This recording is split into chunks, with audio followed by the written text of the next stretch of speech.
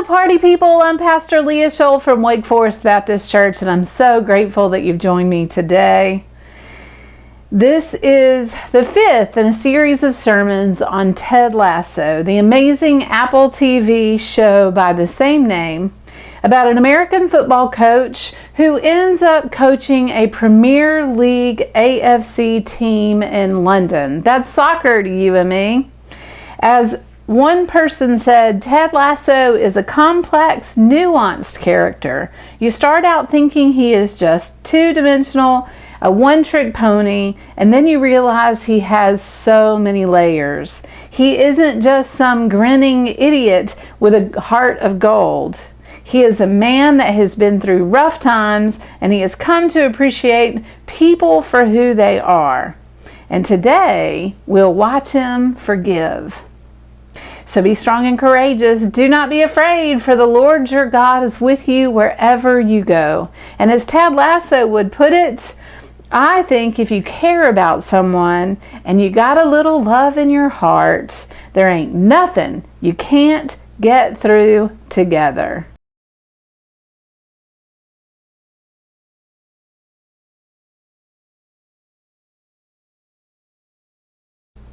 In today's episode of Ted Lasso, Ted finally hears the truth about his being hired as the coach of the Richmond AFC team. That it's all been a setup and he's been set up to fail.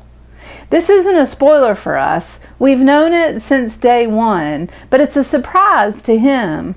Rebecca, the team owner, has set Ted Lasso up in the hopes of wreaking revenge on her ex-husband Rupert.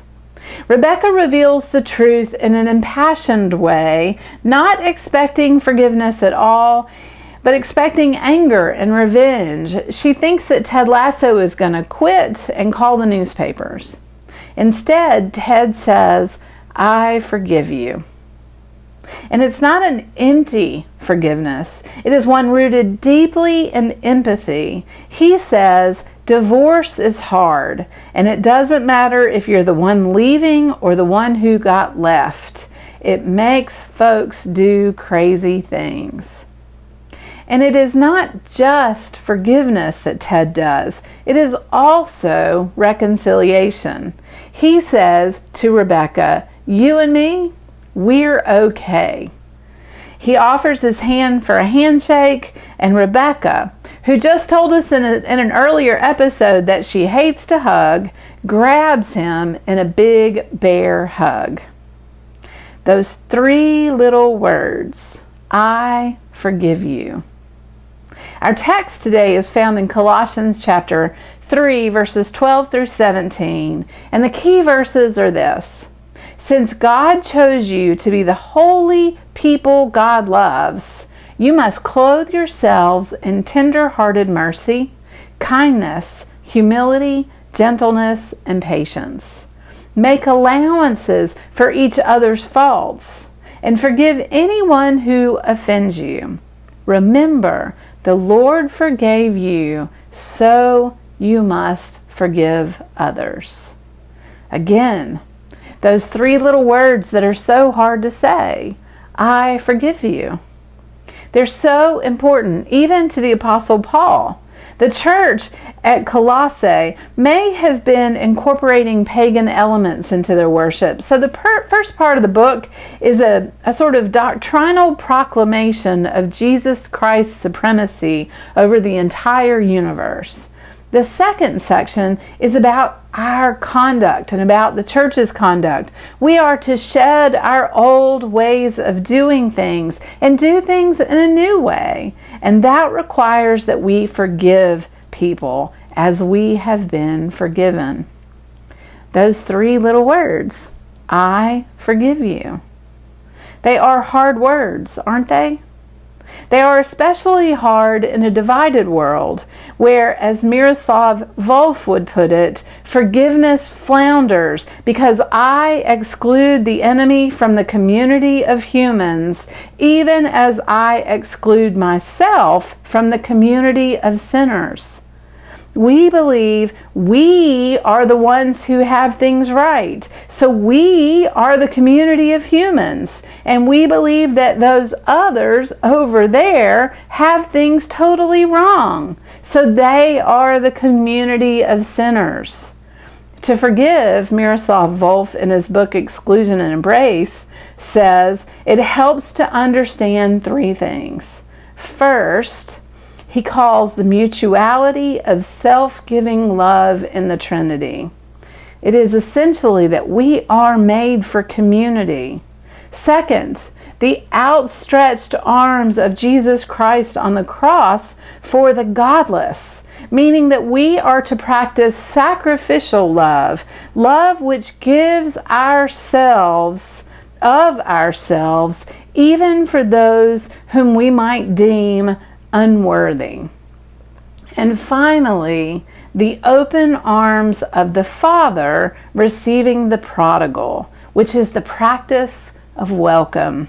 Volf says the will to give ourselves to others and welcome them, to readjust our identities to make space for them, is prior to any judgment about others, except that of identifying them in their humanity.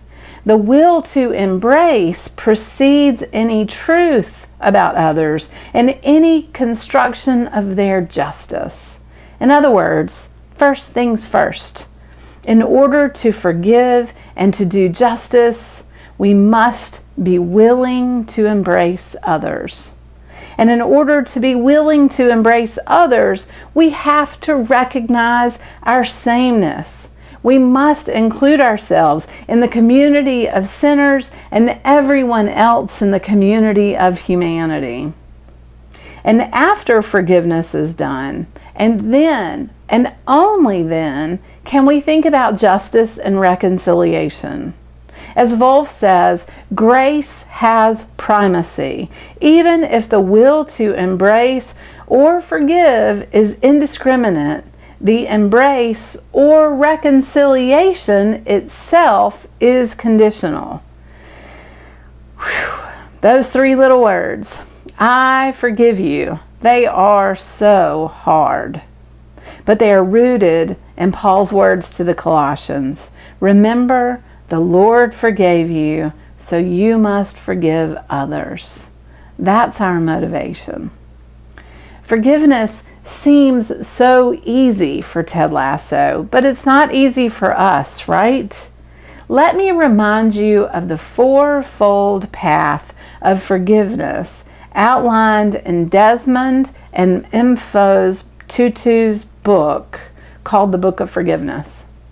It starts with telling the story.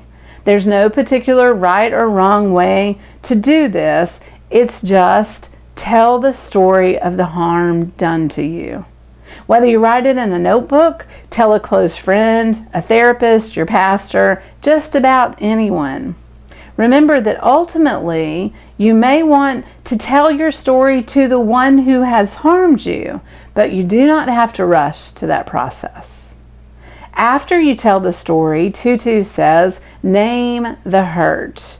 This means identify the feelings that your story brings up for you.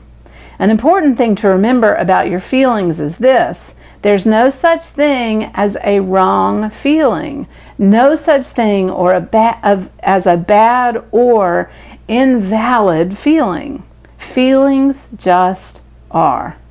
And naming your feelings is owning your feelings. The third step is to grant forgiveness. See, you just say, I forgive you. That sounds so easy, doesn't it?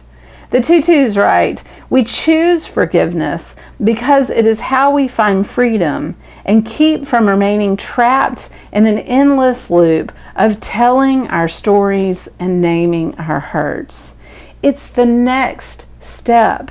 And without the next step, we just stay angry and hurt in that loop of telling the story and naming our hurts. There is power in saying, I forgive you.